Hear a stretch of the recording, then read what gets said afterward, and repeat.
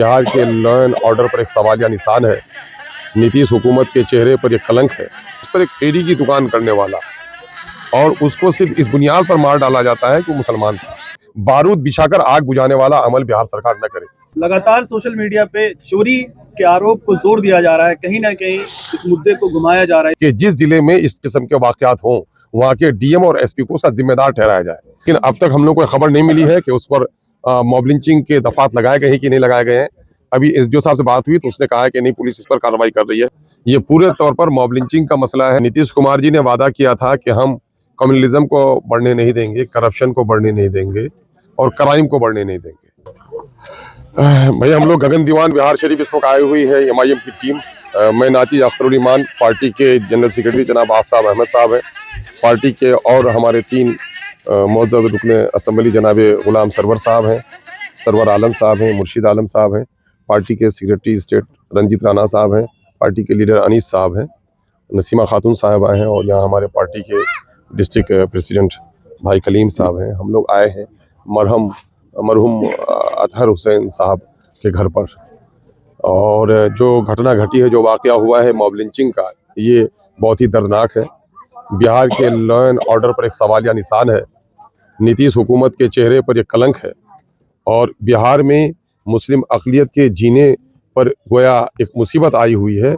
हम लोग आए हैं इसी सिलसिले में पसमानदगान की गम में शरीक होने के लिए।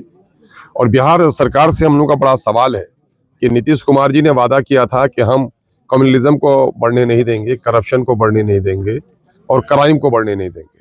अफसोस है कि ये तीनों एजेंडे पर वो फेल है और ये तो लोगों को रोजगार नहीं मिल पा रहा है। उस पर एक फेरी की दुकान करने वाला और उसको सिर्फ इस बुनियाद पर मार डाला जाता है कि वो मुसलमान था। ये पूरे तौर पर मॉब लिंचिंग का मसला है। और जब उनकी इतनी दर्दनाक पिटाई हुई कि वो जहाँ बहक हो गया तो लोकल पुलिस की और एडमिनिस्ट्रेशन की जिम्मेदारी थी कि उसको हायर सेंटर में इलाज कराए। तो गोया उनके मर्डर में ये लोग भी गोया शामिल हैं कि इस खबर को उन लोगों ने आगे बढ़ने नहीं दिया। और इनके लवाहिकीन का कहना है, घर के लोगों का कहना है, उनके भाई का, कि ये लोग हायर सेंटर में ले जाने नहीं दिए और जिसकी वजह से उनकी मौत वाक़ हुई है।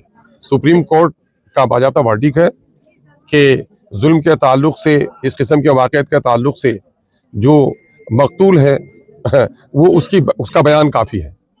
लेकिन अब तक हम लोग को खबर नहीं मिली है कि उस पर मॉब लिंचिंग के दफात लगाए गए हैं कि नहीं लगाए गए हैं। अभी एसडीओ साहब से बात हुई तो उसने कहा है कि नहीं, पुलिस इस पर कार्रवाई कर रही है। कई लोगों ने शहादत दी।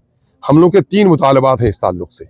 एक तो ये है कि स्पीडी ट्रायल चलाकर इन तमाम तर लोगों को, जिन लोगों ने मॉब लिंचिंग की है, मजहब की बुनियाद पर इसको मारा है, ऐसे लोगों को कड़ी से कड़ी सजा दी जाए और मुमकिन है तो ऐसे लोगों को फांसी की सजा दी जाए ताकि फिर कोई हिंदुस्तानी किसी हिंदुस्तानी की जान के दर पे इस तरह का मामला न करे। दूसरा मुतालबा हम लोग का ये है कि पीड़ित परिवार को 1 करोड़ का मुआवजा, या मैं तो कहूँगा कि मुआवजा गलत होगा, हुकूमत जुर्माना अदा करे। चूँकि जो टैक्स अदा करने वाले लोग होते हैं उसके जान, माल, इज्जत, आबरू की जिम्मेदारी सरकार की होती है। सरकार फेल है। 1 करोड़ रुपए उनके माली ताउन करे और दूसरा ये है कि उनके बच्चों की किफालत करे और उनके बेगम को सरकारी कोई न कोई मुलाजमत दे करके उसको बकिया ज़िंदगी जीने के लिए राह आसान करे। हम लोग का मुतालबा ये भी होगा कि इस किस्म के वाकयात जो बढ़ते जा रहे हैं, बारूद बिछाकर आग बुझाने वाला अमल बिहार सरकार न करे। बिहार सरकार के मंत्री, बिहार सरकार के दूसरी पार्टियों के लीडर हमेशा नफरती बयान देकर कहीं न कहीं हिंदू और मुसलमानों के दरमियान में नफरत की आग भड़काने की कोशिश कर रहे हैं। उसको रोक लगाने के लिए ज़रूरी है कि जिस जिले में इस किस्म के वाकयात हों वहाँ के डीएम और एसपी को उसका जिम्मेदार ठहराया जाए। अगर ये जिम्मेदारी प्रशासन को जाएगी तो इस किस्म के नफरती बयान से महफूज होगा मामला। ये हम लोग के मुतालबात हैं। एमआईएम ने जो ही खबर मिली, एमआईएम इस गम का भी इजहार करती है कि ये खबर बहुत देर से सूबाई मीडिया में गश्त करने लगी। पहले तो खबर नहीं पहुंची ठीक से, 12 तारीख से मंजर आम पर आई खबर और उसके नतीजे में हुकूमत ने गिरफ्तार तो लोगों को किया है, लेकिन फौरी तौर पर गिरफ्तार ही नहीं बल्कि स्पीडी ट्रायल चला। ये हम लोग का मुतालबा है। हम लोग ये लड़ाई लड़ेंगे और हम लोग के मुतालबात है। लगातार सोशल मीडिया पे चोरी के आरोप को जोर दिया जा रहा है, कहीं ना कहीं इस मुद्दे को घुमाया जा रहा है, इस पर क्या कहना चाहेंगे आप? नहीं, हम लोगों ने देखा है कि पिछले दिनों में कुरैशी थे वहाँ छपरा में और उनको भी बुलाया गया और जब उनकी मॉब लिंचिंग हो गई तो उनको भी पुलिस ने लापापोती करके चोरी का इल्जाम उस पर ठहराया। ये भी वही है। मैं ये कहता हूँ, वर्दी वाले जब भी इस फसाद में शामिल न हो, फसाद नहीं हो सकता। क्राइम हो या फसाद हो, वर्दी पोस्तों की उसमें काफी साझेदारी होती है।